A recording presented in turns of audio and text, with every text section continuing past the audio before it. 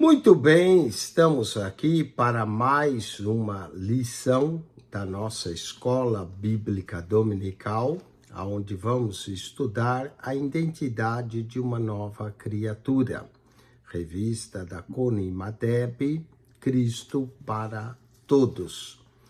E nessa lição de número 11, que diz: não abra mão da casa de Deus, ou seja, não deixe de congregar, nós vamos abordar a importância da igreja para uma novidade de vida. A igreja, sim, é importante. A igreja é chamada de a noiva de Cristo. E a igreja é composta por todos os crentes que reconhecem que são pecadores e vêm para Cristo. O texto áureo da nossa lição se baseia no livro de Atos, capítulo 2, versos 46 e 47, onde lemos que todos os dias continuavam a reunir-se no pátio do templo, partiam pão em suas casas e juntos participavam das refeições, com alegria e singeleza de coração, ou sinceridade de coração, louvando a Deus e tendo a simpatia de todo o povo. E o Senhor lhes acrescentava todos os dias os que iam sendo salvos. Atos, capítulo 2, verso 46 e 47. Qual é a verdade central desse texto? É que a igreja do Senhor é importante para a firmeza e fundamentação de uma nova criatura. É na igreja do Senhor que nós crescemos em Cristo, em comunhão com os demais irmãos. Experiências são trocadas e ali nós aprendemos. A leitura bíblica em classe se encontra no livro de Atos, capítulo 2, verso 41 e ao verso 44. Leiamos: os que aceitaram a mensagem foram batizados, e naquele dia houve um acréscimo de cerca de quase 3.000 pessoas. Eles se dedicavam ao ensino dos apóstolos, à comunhão, ao partir do pão e às orações. Todos estavam cheios de temor, e muitas maravilhas e sinais eram feitos pelos apóstolos. Todos os que criam mantinham-se unidos e tinham tudo em comum. Que vida, que comunhão maravilhosa podemos ver na igreja primitiva. E aqui vamos à introdução dessa lição. Por que devemos ir à igreja? Repare, com qualquer coisa que seja forçado, vai nos tornar aversivos à situação. Tomamos repulsa e ranço quando somos obrigados a algo. Graças a Deus, a mentalidade de uma nova criatura em Cristo é diferente. Ir à igreja não é uma obrigação. Ir à igreja é um prazer. Alegrei-me quando me disseram: vamos à casa do Senhor. Ir à igreja é ter comunhão com os nossos irmãos, em meio ao corpo de Cristo. E é essencial para ter uma vida intacta e crescente. Ponto 1 da nossa lição: não abra mão de congregar, de ir à igreja. Os cultos abandonados, vamos falar. A igreja do Senhor Jesus vai além de um local físico. É o nosso lar espiritual. É a nossa casa. Para uma nova criatura que não gosta de participar dos cultos de celebração e adoração ao Senhor, pode indicar um fraco relacionamento com Deus. O culto é um momento em que o corpo de Cristo se reúne, tem comunhão para encontrar-se com o Todo-Poderoso expressando assim a sua coletividade no nosso louvor e fé em Cristo. A origem da palavra culto está em cultivar e cuidar, refletindo a importância do nosso relacionamento com o Espírito Santo. Cada culto nos marca de alguma forma. Embora o templo seja apenas uma estrutura onde abriga a igreja, a verdadeira igreja são as pessoas. Ir à casa do Senhor é um privilégio conhecido por Deus. Salmo 122, verso 1. Alegrei-me quando me disseram, vamos à casa do Senhor. Entretanto, hoje, observamos um abandono das pessoas crescente dos cultos e também crescente das igrejas. Há um grupo novo que tem surgido nos últimos dias, principalmente depois do Covid, chamado de desigrejados. Desigrejados são pessoas que não pertencem a igreja nenhuma, só crê nos cultos nos lares, ainda que isso é bíblico sim, mas temos que ter comunhão. E não é um esquecimento, mas é uma escolha, às vezes, que as pessoas fazem de não participar. Muitos líderes hoje se vê implorando para que os crentes frequentem os cultos e pastores se desgastam tentando atrair aqueles que se comportam mais como bodes do que como ovelhas. Em alguns lugares, os cultos tornaram-se rígidos e repetitivos, sem espaço para o governo do Espírito Santo. Apesar de o culto não salvar ninguém, aqueles que são salvos amam estar na casa de Deus. Para um verdadeiro cristão, não é preciso dizer você tem que vir no culto. Ele tem prazer no culto e sabe que o culto é para edificação. Como a nova criatura deve ver o culto? De acordo com Romanos, capítulo 12, verso 1 e 2, nos ensina que o culto exige, sim, sacrifício.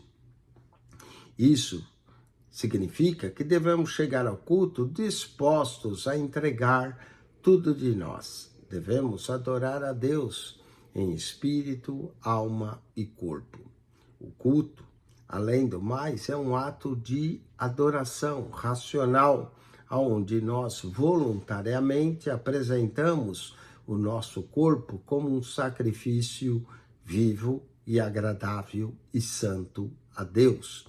Sabemos que estamos adorando e que porque estamos lá, o culto não é sobre receber. Muita gente vem na igreja hoje para receber, mas esquece de vir para se entregar.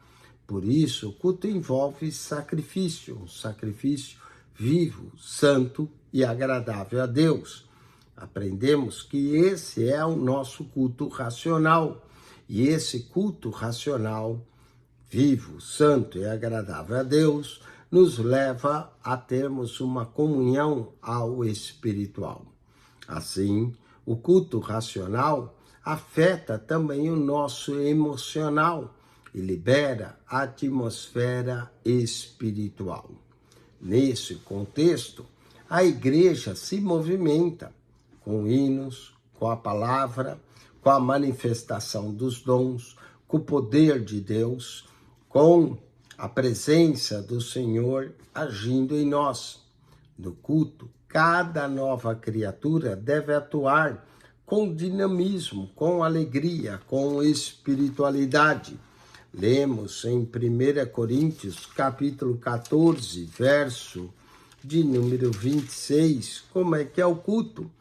Que fareis, pois, irmãos, quando vos ajuntais, cada um de vós tem salmo, tem doutrina, tem revelação, tem língua, tem interpretação, faça-se tudo para a edificação do corpo de Cristo, que deve atingir um nível profundo de adoração, que é algo contínuo, que vai além. Adoração é uma decisão de celebrar, de agradecer, de adorar a Deus em espírito e em verdade, mesmo que seja na dor, na tristeza, nas decepções que temos da vida. O adorar a Deus não tem nada a ver com o nosso estado emocional. Não se trata apenas da música que cantamos, mas sim da vida em que vivemos. Quando a música para, queremos adorar. Queremos que todos saiam dos cultos edificados, tocados por Deus, transformados, independentes do tamanho da igreja, se é 200 ou se é 2 pessoas. Avivamento também sobre todos, reconhecendo a importância do culto. É crucial superar barreiras que nos impedem de participar desses encontros. Devemos evitar distrações durante o culto. Distrações tais como celulares, como conversas paralelas, pois cada minuto na casa de Deus é valioso. Não há cultos chatos. Chato é a pessoa, e o culto não é feito para a pessoa, mas sim pessoas que estão desatentas. Cada culto prepara a noiva do Cordeiro para encontrar com o seu noivo. A comunhão com os irmãos é essencial. O que devemos é encorajá-los. Vem buscar a Deus com você. Nos primórdios das Assembleias de Deus, a liturgia era centrada em louvores, testemunhos, oração intensa e pregação da palavra de Deus, resultando assim vidas transformadas, um avivamento constante. Era comum em muitos cultos a não haver um apelo, mas 3. Um apelo para a salvação, um apelo para a cura, um apelo para o poder de ser cheio do Espírito Santo. Avivamento é o desejo de Deus para o mundo e o reavivamento que deve ser buscado por toda a igreja. Deus não se preocupa em encher igrejas vazias, mas em preencher corações que estão vazios. O avivamento não é um movimento, mas é uma vida que é gerada por Deus em nós. Não é uma ação programada, mas é um fogo que nunca se apaga do altar. Levítico 6:12, que é governado pelos céus. Que os nossos cultos sejam alcançados por esse avivamento, permitindo assim que todos experimentem esse poder. Que não falte cultos, pois cada um é uma oportunidade de termos o encontro real com Deus. Vamos ao ponto 2. Lembremos que somos chamados para servir. Trabalhai e orai. É o que diz o hino cristão da harpa cristã, hino 115. Trabalhai e orai na seara e na vinha do Senhor. Meu desejo é orar e ocupado sempre estar, sim, na vinha do Senhor. Ser a igreja é diferente de ir à igreja. Nós somos a igreja. Não vamos à igreja, mas somos a igreja. Trabalhar e orar na vinha do Senhor, na obra do Senhor, não se limita apenas às atividades do templo.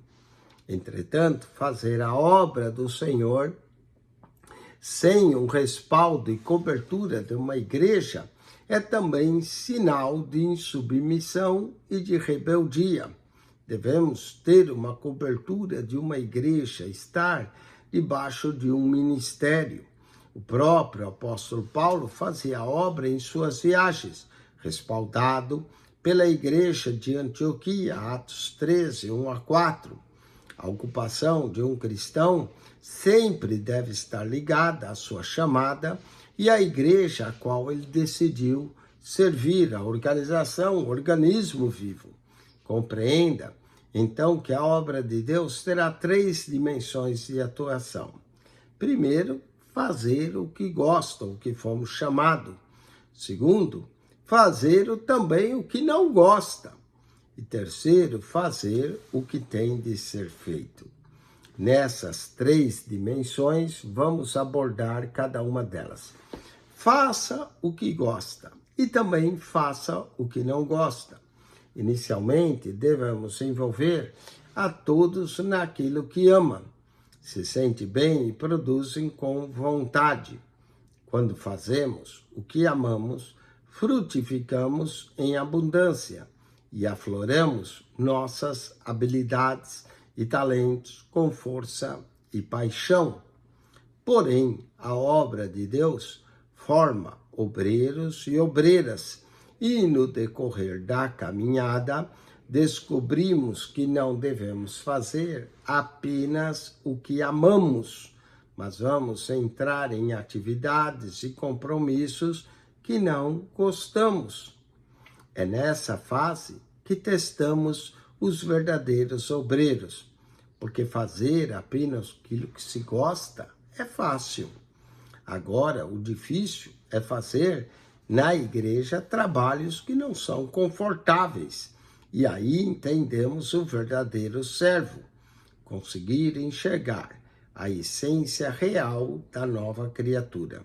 Fazer o que não gostamos nos lapida e nos aperfeiçoa. É necessário que o cristão tenha percepção de que fazer o que ama é apaixonante, mas fazer o que não se gosta é necessário. Cuidado, vocês muitas vezes estão sendo testados e provados. E também devemos abordar que deve ser feito aquilo que tem que ser feito. Faça o que tem que ser feito. As 2 fases iniciais nos amadurecem, fazer o que gostamos e fazer o que não gostamos.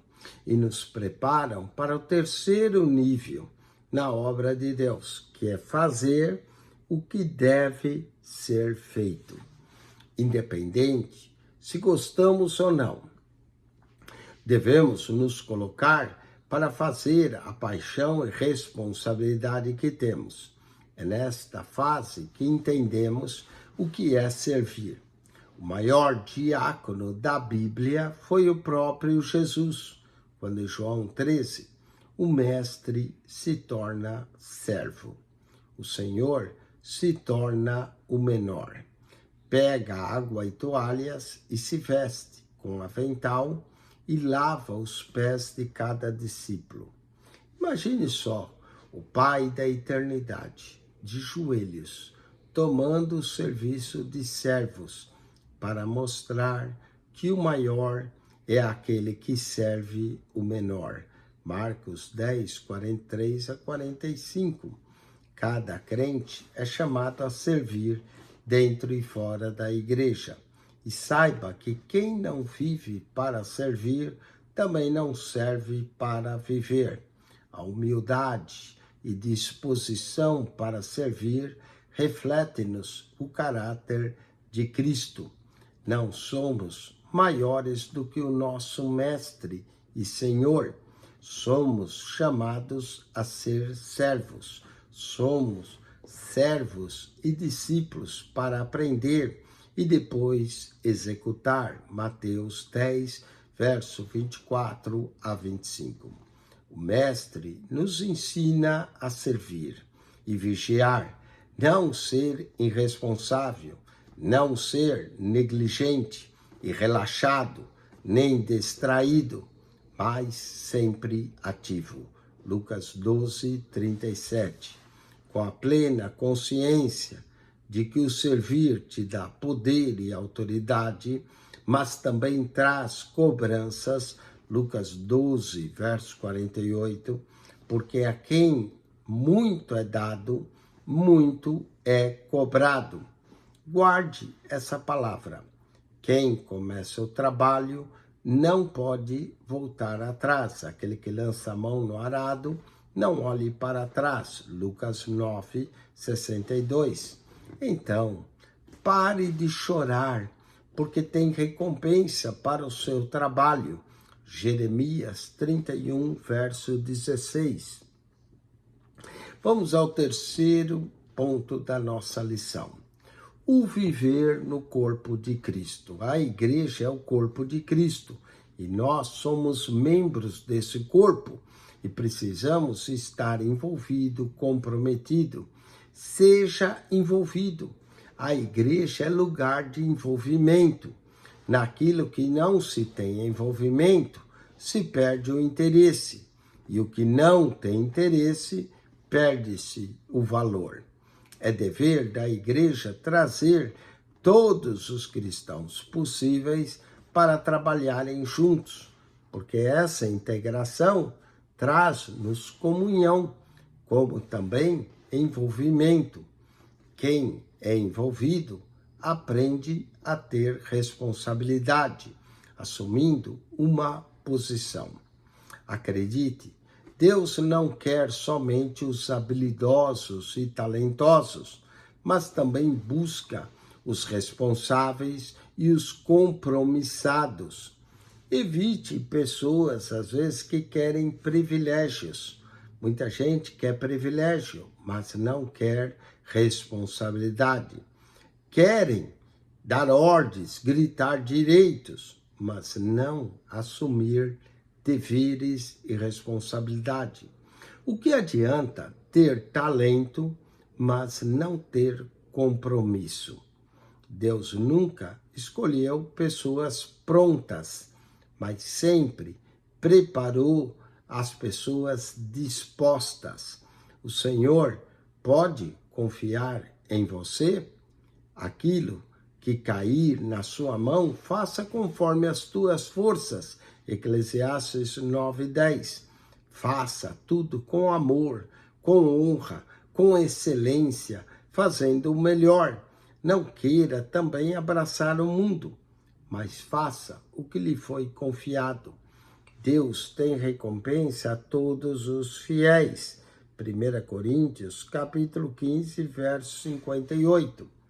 Segundo ponto, conquiste vidas. Crescemos ouvindo que a ovelha gera ovelha e pastores geram pastores, líderes geram líderes. Uma nova criatura é aquela que quer saquear o inferno, que quer arrebatar almas da mão do diabo e trazê-las para o reino de Deus. Mateus 16:18. Um dia, um célebre pregador disse que o evangelismo é quando alguém está tão inflamado com o fogo do Espírito que decide incendiar os outros que se encontram no caminho. A igreja tem suas estratégias para ganhar almas e conquistar vidas para Cristo. O pastor Gilmar Santos, presidente da CONIMADEB, costuma dizer que uma igreja que não faz missões é uma igreja morta. O evangelismo e seus frutos trazem vida, trazem também relevância para a igreja. Fale de Jesus nos cultos, nos lares, nos evangelismos, nas ruas, em todo lugar por onde for, seja acompanhado da direção e da inspiração do Espírito Santo, já que não há melhor evangelista no mundo do que o Espírito Santo. D. L. Moody, evangelismo é um faminto, mostrando que para o outro devemos encontrar pão, e esse pão é Cristo. João 6, verso 51. E atenção, se você não fala para ninguém sobre o céu, é porque você não está indo para lá. Também devemos entender que a igreja é uma família. Seja família. O que é a igreja em Cristo?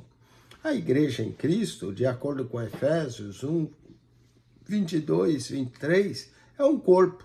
A igreja em Cristo é uma esposa. Apocalipse 19, 7. É uma casa para todos. 1 Pedro 2, 5. É um castiçal que ilumina. Apocalipse 1, 20. A igreja é um grande rebanho. 1 Pedro 5,2 é uma coluna da verdade. 1 Timóteo 3,15. Mas, principalmente, a igreja é uma família. E é uma enorme família composta de outras famílias. Efésios 3,15. A igreja primitiva tem muito a nos ensinar. Veja o padrão da igreja. Estava baseado na comunhão, na doutrina, no ensino, no partir do pão, na oração. Portanto, nós nos tratamos como irmãos porque somos filhos de um mesmo Pai, Deus. Faça aliança com quem não te traz problema, mas sim te traz soluções. Se junte aos irmãos que te fazem subir de nível, que possuem a mesma visão, que querem ir para o mesmo céu que você está indo. Logo, se somos família, entenda que devemos sim suportar uns aos outros em amor. Romanos 15:1. Também, se somos família, devemos procurar agradar uns aos outros. Romanos 15:2.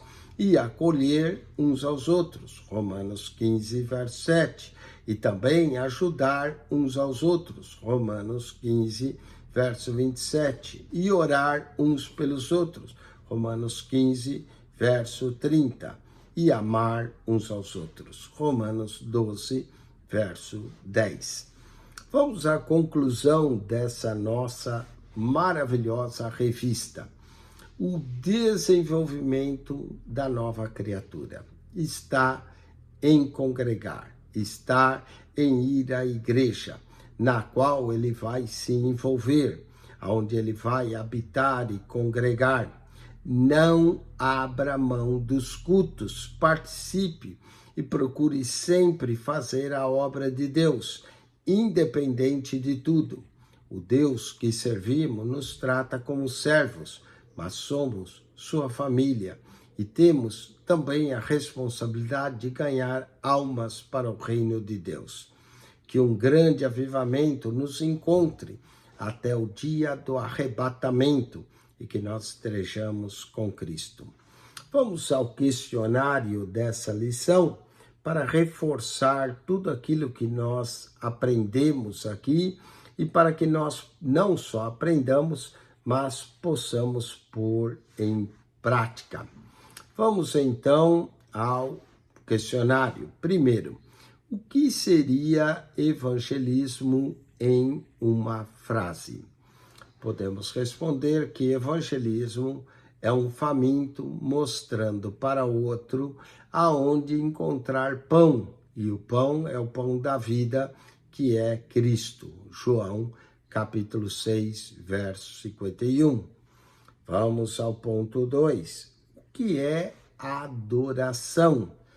Vamos lá. Adoração é um ato contínuo, uma ação espontânea, um estilo de vida que vai muito além do culto. Adorador é aquele que adora mesmo na dor. Ele decidiu celebrar, agradecer, adorar ao Senhor. Adoração é a ação de levar a sua gratidão e celebração diante de Deus. Entenda que a adoração não é música que você canta, mas é a vida que você leva. Quando a música para de tocar, nós adoramos. Terceira pergunta, quem é o maior diácono da Bíblia? Incrível, não é Estevão, é Jesus. O maior diácono da Bíblia foi Jesus, quando em João capítulo 13, o mestre, o Senhor, se torna servo. O Senhor se torna o menor. Pega água e toalhas, se veste com avental e lava os pés de cada discípulo seu. Quarta pergunta, o que é o culto racional? Resposta, isso significa um culto que nós sabemos que estamos adorando, um sacrifício vivo, santo e agradável. culto não é para receber, mas sim para dar, para entregar. Por isso tem sacrifício. Aprendemos que o culto racional nos leva ao espiritual. Logo, o culto racional afeta também o nosso emocional e libera a atmosfera espiritual. E quinta e última pergunta: de onde vem o termo culto? Muito bem, a palavra culto vem de cultivar, de cuidar. Logo, o culto é um dos momentos que usufruímos do nosso relacionamento com o Espírito Santo. Com isso, nós concluímos mais uma lição da nossa revista da Cone Madeb, Cristo para Todos. Semana que vem nós vamos estudar jejum e oração e a espiritualidade como uma nova identidade. Espero que você estude essa lição com afinco e que você não só estude, aprenda, coloque em prática. Acione o nosso canal no YouTube, PR Eugênio Piacentini, o canal da Bíblia. PR Eugênio Piacentini, o canal da Bíblia. Entre, clique naquela foto redonda, ali você vai encontrar um total de 252 pastas no playlist, com mais de 7.600 vídeos para você. PR Eugênio Piacentini, o canal da Bíblia. Subscreva. Deus te abençoe em Cristo Jesus. Amém e amém.